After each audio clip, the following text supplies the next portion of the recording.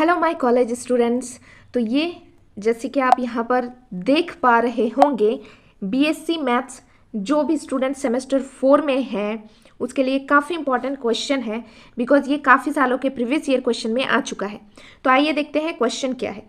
A particle acted on by constant forces 4i cap plus j cap minus 3k cap and 3i cap plus j cap minus k cap is displaced from the point I cap plus 2j cap plus 3k cap to the point 5i cap plus 5j cap plus 5i cap plus 4j cap plus k cap. The total work done by the force is what? Okay तो इस question को solve करते हैं।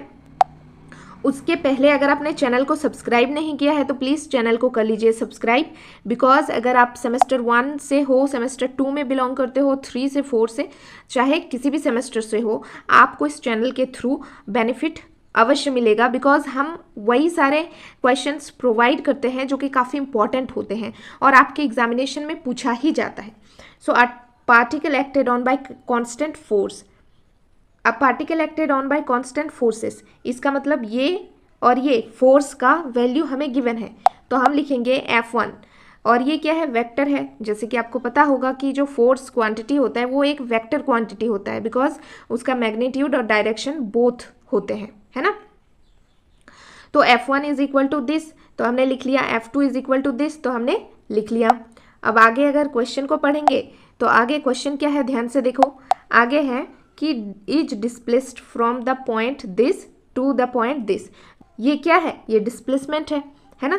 सो एक को हमने D1 vector से denote कर दिया और लिख लिया, और दूसरे को D2 से, ठीक है। इतना हमें क्वेश्चन में गिवन था, सो हमने लिख लिया।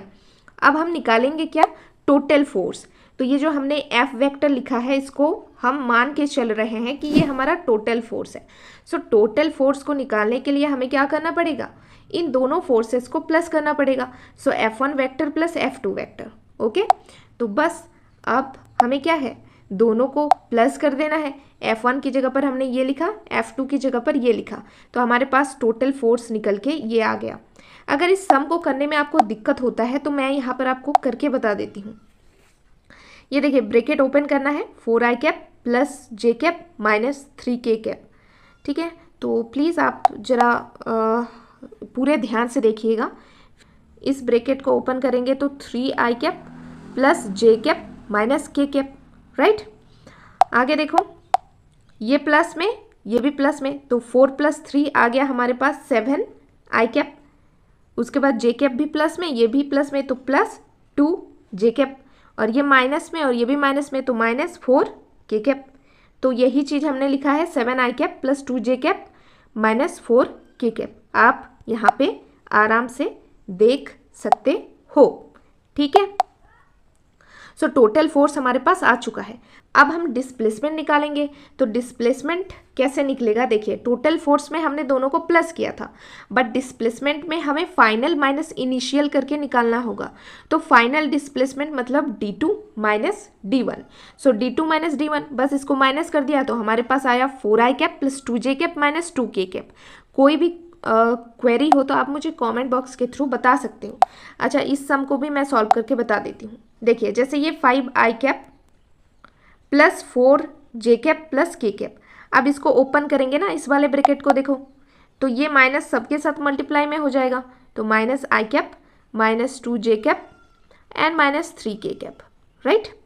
अब ध्यान से देखो, ये 5i कैप और ये माइनस i कैप, तो आ जाएगा 4i कैप, फिर plus 4j cap minus 2j cap, तो आ जाएगा प्लस 2j कैप, फिर प्लस k कैप और minus 3k cap. Plus minus में माइनस होता है, 3k से k चला गया 2k, और बड़ा कौन है, 3k ना, तो इसके आगे माइनस है तो माइनस 2k कैप, ओके।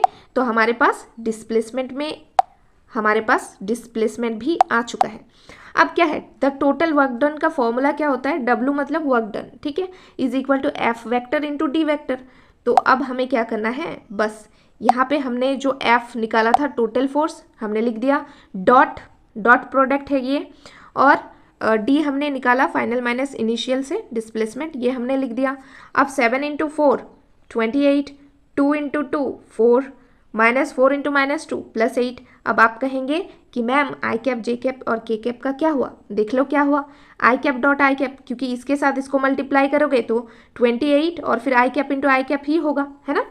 तो आई कैप इंटू आई कैप बराबर, सॉरी इंटू नहीं डॉट, ठीक है, बराबर डॉट डॉट। सो ये जो है डॉट प्रोडक्ट है ये, ठीक है।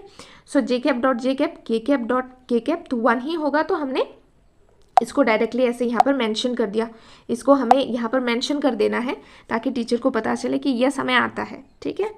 सो अब इसको सिंपली सॉल्व कर लेना है। तो हमारे पास फाइनल आंसर क्या आएगा, 40 यूनिट्स, ठीक है। कोई भी दिक्कत हो तो आप मुझे कमेंट बॉक्स के थ्रू बता सकते हो। मिलते हैं नेक्स्ट इंपॉर्टेंट क्वेश्चन के साथ।